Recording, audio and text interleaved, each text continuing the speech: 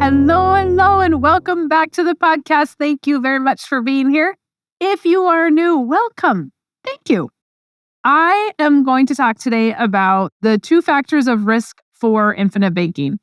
We hear all the time, and I am sure that you guys hear all the time, well, what's the risk? Because so many people make this sound like it is just the best thing since sliced bread, right? That there is no risk in the infinite banking concept. And that is just not true because there is some risk, but the 2 factors of risk are very minimal. So it is not completely this risk-free thing, but it is risk-adverse. And so one of the main things that we have to be concerned about and look at is the company. What happens if the company goes under? And I'm not going to lie. I laugh a little bit when people ask about that. It is a legit question. Legit. But how many times do we ask, what are the financials of our bank? What happens if our bank goes under? What happens if our 401k fails? What happens if the market crashes? What happens if our financial advisor doesn't treat our money correctly? Like, we're asking a lot of questions about the life insurance that we should also be asking about other institutions that handle money. But let me get back on track here. So let's say that we have a company that is going to go under. That would be the biggest risk, is that the life insurance company completely folds. Well, typically what happens is that is like a less than 1% chance that would happen, because typically what happens is other life insurance companies come in and buy the existing company out. Much like the feds are coming in and rescuing, right? Or big banks are buying up little banks. It's kind of the same situation. A bigger life insurance company will come in. Now, a couple of years ago, we did hear in the market that there was a mutual company that a lot of people used for infinite banking, and that company demutualized. And the company was Ohio National. So if you have an Ohio National policy and you didn't know this, you're either throwing away all your letters or you've not uncovered your head in 2 years, because it's big news. And they have emailed, they have sent letters out to everybody. But even then, Ohio National was bought out by a stock company. So they're no longer mutual. They demutualized, which means the insureds may not get dividends from that company again. They're saying they may give them. But now we don't have any history. So Ohio National had a product that wasn't the best product for them financially, and they continued to sell this product. Well, and they could not increase the fees and the charges on this product. So what happened is it hurt them financially. So when we look at a company, we always want to look at their financials. I want to look at who's running the company. The CEO is very important to the company. The CEO of Ohio National, now I've not done the research, but I've had several people tell me that he had not such a good past at any other company he ran. And so you want to look at who's running the company, who's in charge of certain departments, who's our vice president, do they like infinite banking, all those things. If none of those things apply, then we may not find that to be a good fit for infinite banking. I personally, when I look at a company, I'm sure you guys have heard me say this before, but I am always looking at the vital signs of those companies. I want to know what their portfolio looks like. I want to know where they're invested.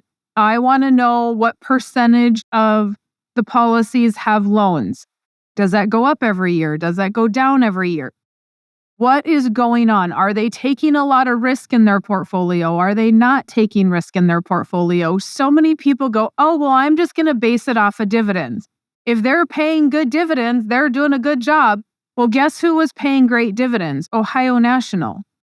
Where was the money coming from? Where was this huge return coming from? And we all want these dividends, but we have to be realistic. Are we pulling money out of our company that should not be pulled out of our company just to make the insureds happy?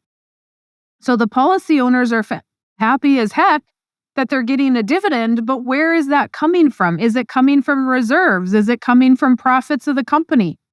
Are we trying to pay dividends to compete? Like, all of these things need to be looked at when we decide on what to do with a company.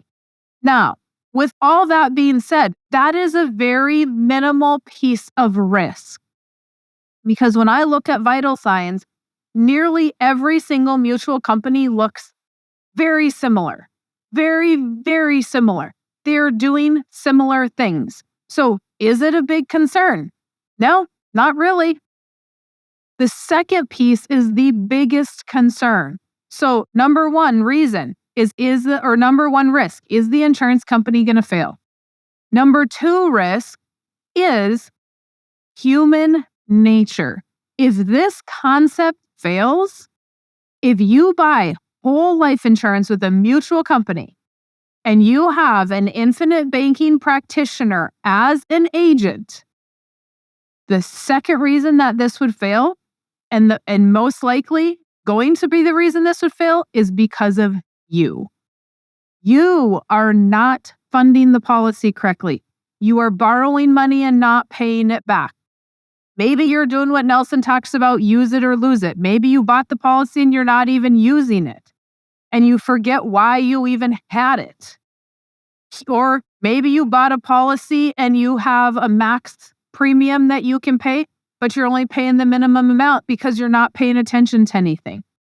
The human nature is what is going to make this fail for you.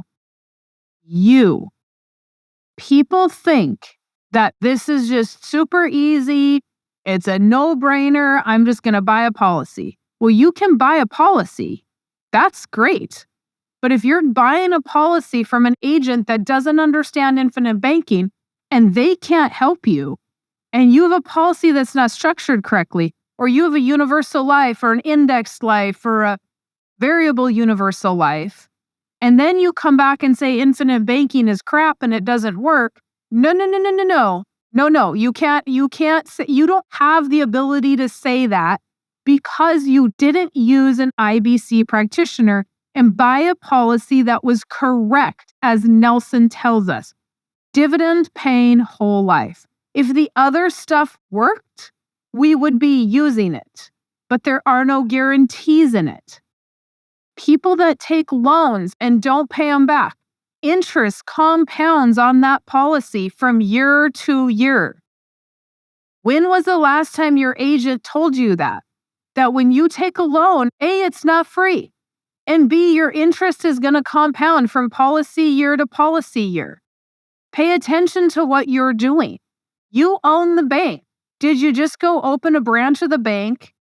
Somebody volunteered some employees, and you're just letting them go? You're not even paying attention to what they're doing with the money? No, you wouldn't do that. You would not start a business and then never pay attention to it.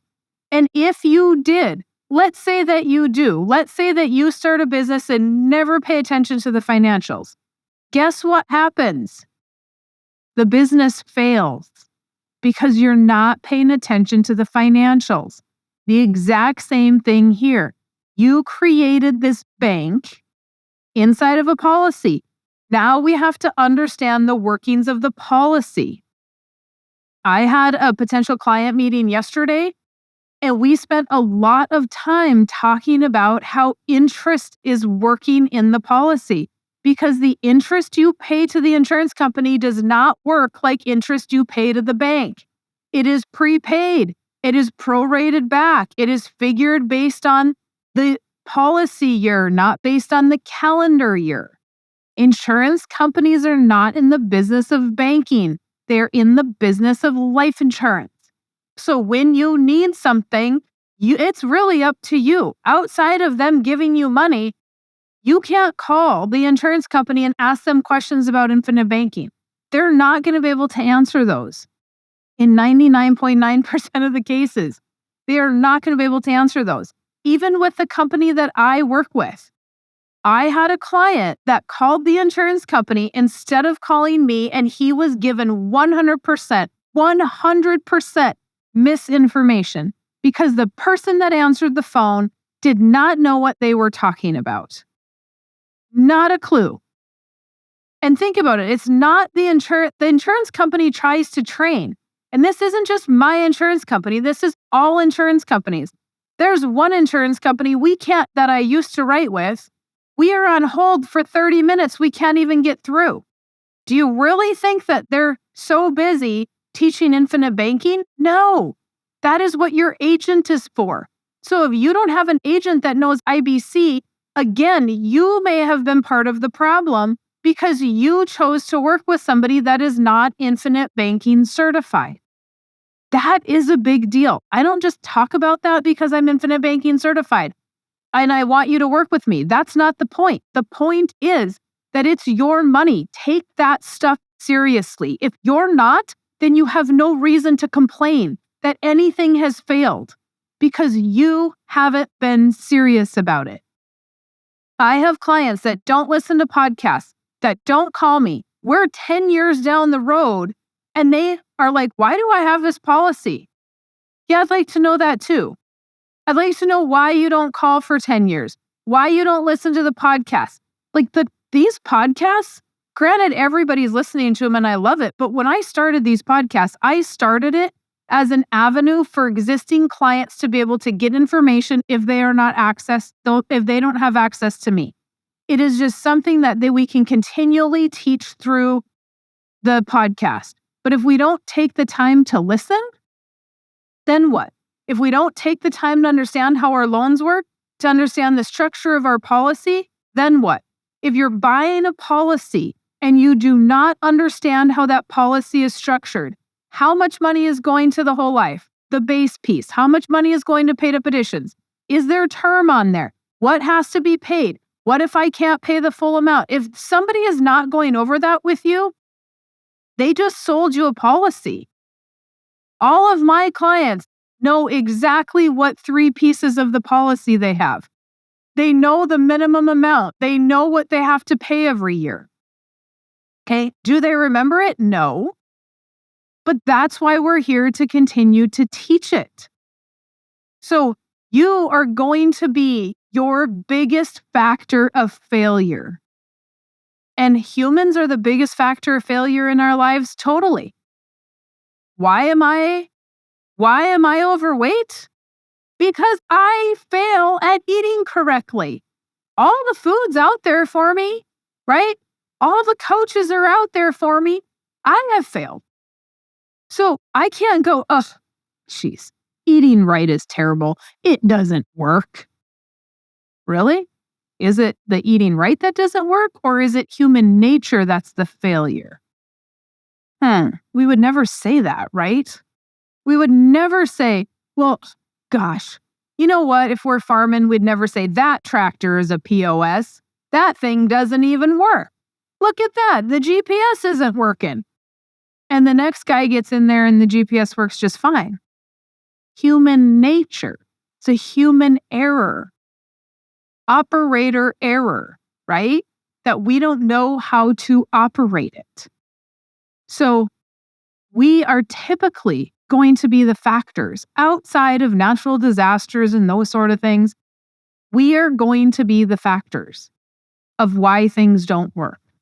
So if you're going to have a policy and you're concerned about all these other factors, look back at yourself and say, am I going to be the factor? Am I going to be someone that pays attention to this? Am I going to be someone that continues to learn, that talk, that puts time and effort into it? Because if you don't, you're going to see mediocre results. You may see no results if you think the money's free. So many people want to get hung up on the insurance company not being run correctly. These insurance companies are 150 plus years old. They typically are run just fine. How about you? I just had a meeting with a potential client that wants to get into a management position, but yet they don't have a successful business themselves.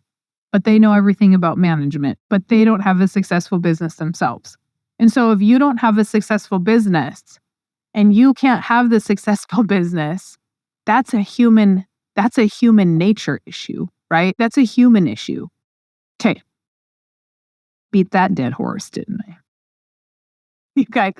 So don't get down this road of thinking that IBC is going to be this magical thing and it's all going to be, there's no risk. There is risk, but we can control the majority of that risk. So if you have not yet gotten the book, go to withoutthebank.com and buy the book. If you are an existing client, then make sure you are going to be on the lookout for an invite to the clients only think tank that's going to be in San Antonio in January. We should have something up in the next month or so that you guys can go ahead and get your tickets. It is January 18th. If I remember correctly, it's going to be a 2-day event. Let me look. January 18th and 19th in San Antonio. So if you need to make arrangements and get started before tickets are even on sale, put that on your calendar. And then we're going to get everything squared away and get that started here. But again, client only. We are going to talk about what people are doing with their policies. We're going to have speakers come in. We're going to talk to insurance company. It is going to be a great time. Okay, let me know. If you need anything, comments, questions, concerns, Mary Jo at withoutthebank.com. Otherwise, I'll talk to you next week.